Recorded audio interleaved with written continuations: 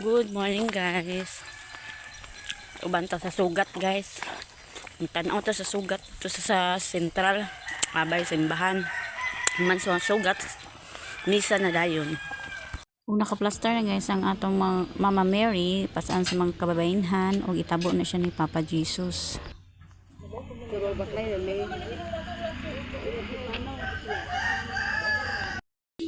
Bulan ikaw sa malayang tanan, bulan sa pambunga sa tiyabong sa Jesus. Santa Maria, Ina ka sa Diyos, ilang kong kami magsala. Karong sa oras sa aming pagkaya. Niya kamay nga protekasyon, yung sa nakalin. Bulan ikaw sa malayang tanan, bulan sa pambunga sa tiyabong sa Jesus. Santa Maria, Ina ka sa Diyos, ilang kong kami magsala. Karong sa oras sa kamatayan. Maghimaya ka Maria, napuno ka sa grasya, ang Diyos na kanino. Bulan ikaw sa babae na tanan, lahat sa bangbunga sa tiyan mo masis. Santa Maria, Ina ka sa Diyos, ilang kong kami magsala. Karong sa oras sa kamatayan.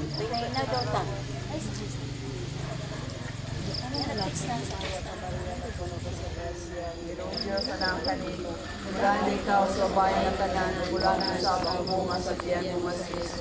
Santa Maria, Ina ka sa Diyos, ilang kong kami magsala. karon sa oras sa aming kamatayan. Maghimaya ka Maria, napuno ka sa grasya, ang Ginong Diyos na kanimo. Bulan ikaw sa babae nga tanan, bulan sa bangbunga sa tiyan mo sa Jesus. Santa Maria, Ina ka sa Diyos, ilang kong kami magsala. karon sa oras sa aming kamatayan. Kamatayan. Maghimaya ka Maria, napuno ka sa grasya, ang Ginong Diyos na kanimo.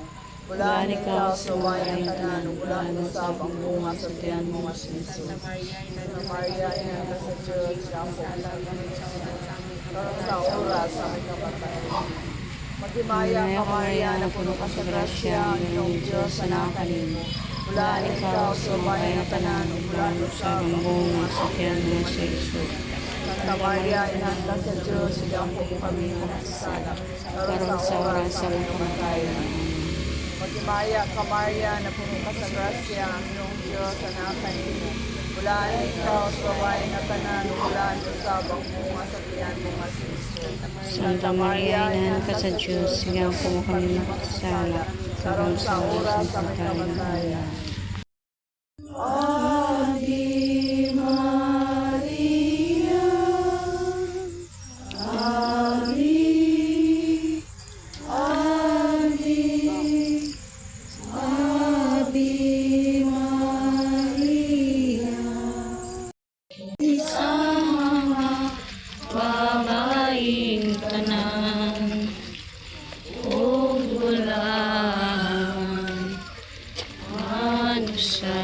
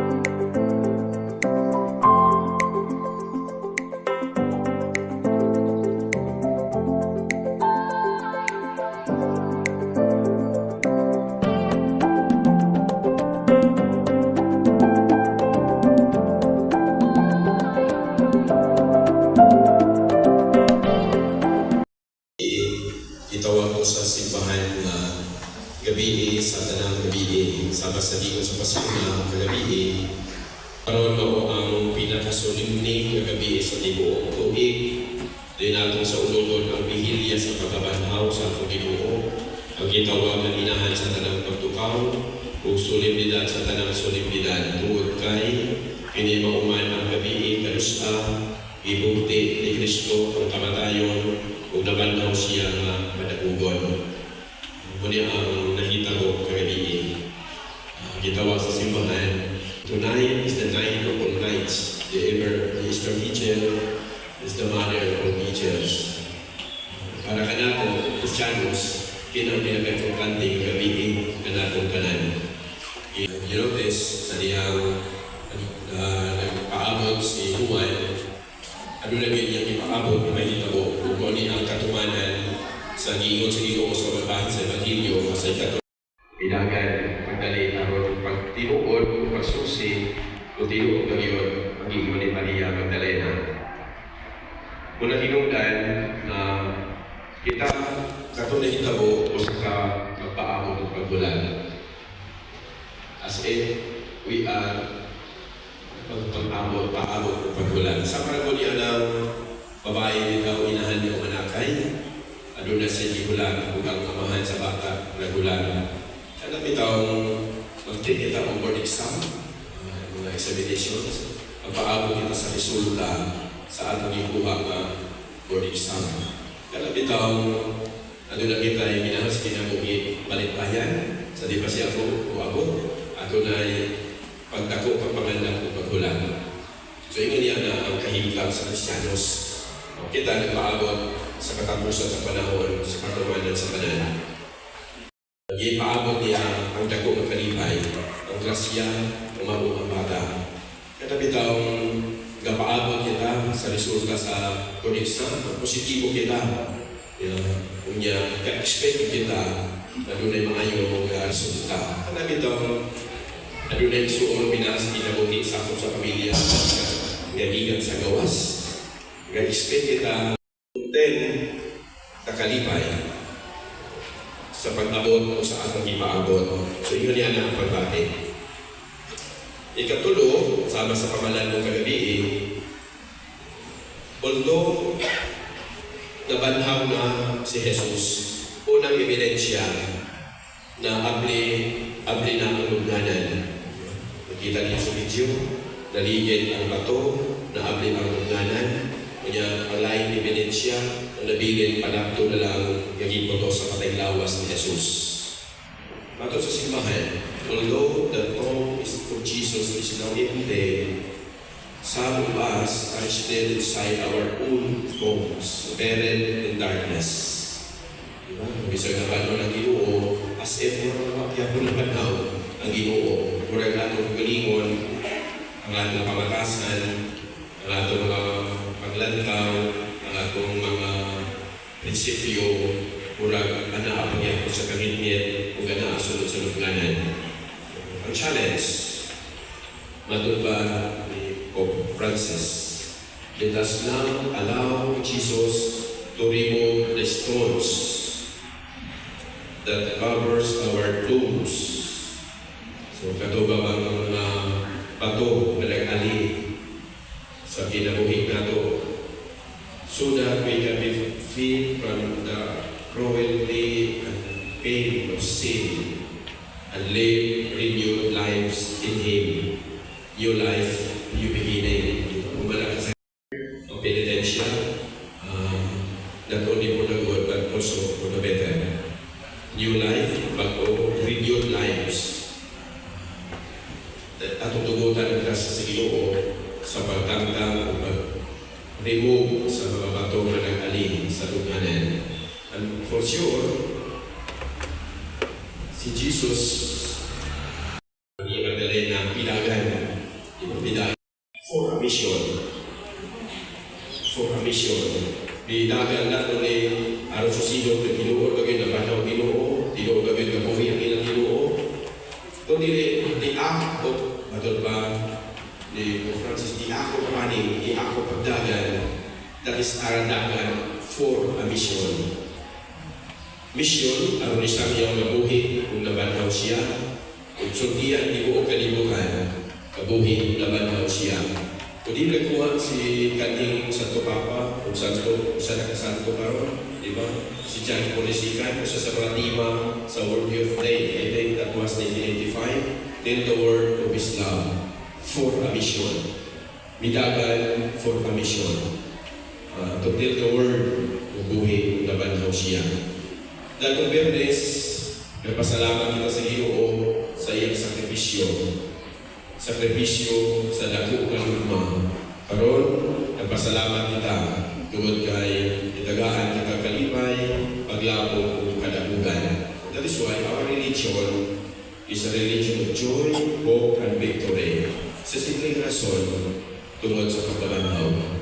So, kini ang maghatag nato o kalipay, paglao o pagdaog. Matod ba ni San Pablo, nagmadaog ko kita kay nabanhaw na siya. Ato pagpakaya naman ang Ginoo.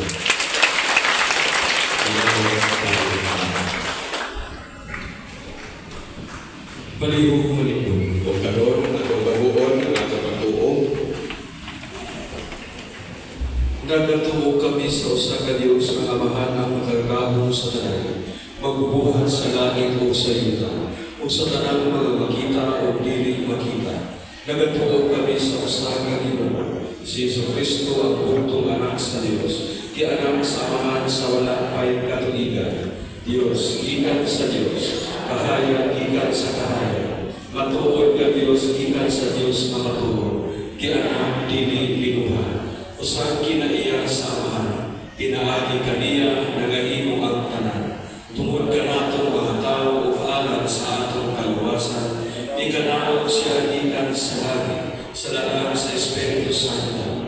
Nahimo siya na may lawas, gianak ni Maria Gaulay o nahimong tao. Tungod ka nato, gilansang siya sa krus, sa sugo ni Poncio Pilato. Nag-anto siya, namatay o Ginoo. Sa ikatulong adlaw na mabuhaw siya, ang matuman ang kasulatan. Isaka siya sa langit, kung nagalingkod sa tuho sa amahan. Mubalik siya na kahimayaan, aron sa paghukom sa mga buhi o sa mga binatay, ug ang iyang gingharian, walay katapusan. Nagatuo kami sa mga propeta, nagatuo kami sa usa, santos, katoliko, apostoliko nga simbahan. Nagaila kami sa usa ka dunya, alang sa kapasayloan sa mga sala. Nagapaabot kami sa pagkabanhaw sa kalawas, o ug sa kinabuhi sa umaabot nga kalibutan. Amen. Mamamuyo sa kadiliman, magampo kita nga sa iyong samahan na magkagagamot sa tanan, ang nagbanhaw kang Jesus ikan sa mga binatay. Sa matag mamamuyo kita mo ingon, Ikaw ang among kinabuhi, Ginoo. ikaw ang kinabuhi, Ginoo. Alang sa tibuok simbahan, nasama sa Bulahang Birhen Maria, magsangyaw unta sa ibayan sa pagkabanhaw, dili lamang sa pulong kundi sa buhay. Mag-ampo kita sa Ginoo. Ikaw ang kinabuhi, Ginoo. Alang sa mga kanasuran sa tibuok kalibutan, na madanagan unta sila sa walay pagkapalong makahayag ni Kristo. Mag-ampo kita sa Ginoo. Ikaw ang kinabuhi, Ginoo. Alang sa mga magtotoo nga nawadaan sa kadasig sa kinabuhi, nga niining tuig sa jubileo sa paglaom, makakaplag unta sila sa tunhay nga pagtuo o paglaom diha kang Jesus nga nabanhaw, taliwala sa tanang matang sa kalisdanan. Mag-ampo kita sa Ginoo. Ikaw ang kinabuhi, Ginoo. Alang kanatong tanan na ang pagkabanhaw sa Ginoo, maghatod kanato sa kapaguhan sa kinabuhi, gikan sa kaulignan sa tumang kahagog, ngadto sa gawas nga pagpaambit sa kaugalingon, alang sa kaluwasan sa tanan. Mag-ampo kita sa Ginoo. Ikaw ang kinabuhi, Ginoo. Alang sa mga nangamatay, na makasugat na unta sila kang Kristo dito sa himaya sa langit. Mag-ampo kita sa Ginoo. Ikaw ang kinabuhi, Ginoo. Atong i-appeal sa atong pagpapamuyo usap karon, kung ano na tayo mga tuyo, o para po sa atong mga special intentions.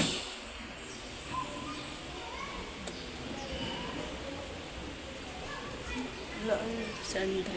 Diyos samahan, dili matuki ang kalipay, di Maria sa iyang pakikatbo sa naman ng Kristo. Itugod nga makaambit usap kami, diinig na kalipay, sa among kinabuhi, pinagi ni Kristo na among Ginoo. Amen. Palihog maglingkod o atong andamon ang atong mga gasa o atong sa andamon ang atong mga kaugalingon alang sa liturhiya sa Eucharistia.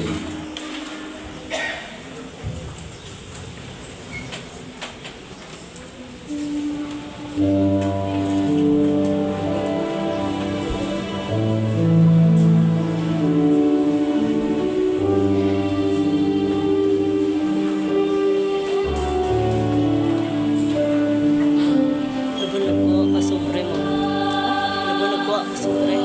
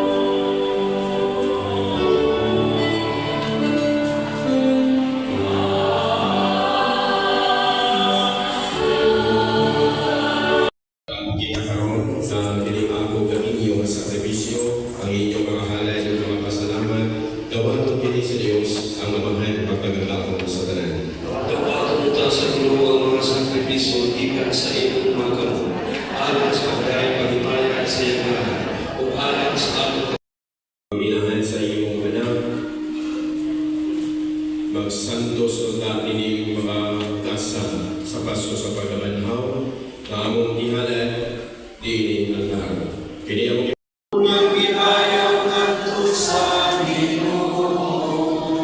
magpasalamat kita sa Ginoo nga atong Dios. Santos nga mahal, Diyos nga tunhay magkagahon sa tanan, angay o matang mayod nga magpasalamat kami kanimo, kanunay o sa tanang kapit, sa pagabanhaw sa imong Kristo.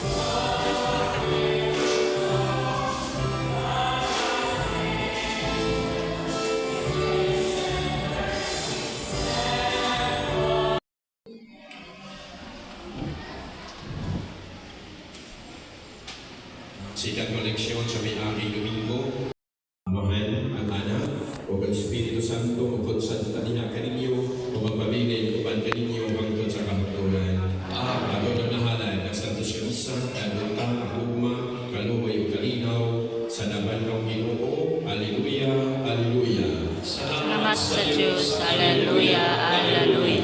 Happy Easter, magpapalalo na lang. Salamat.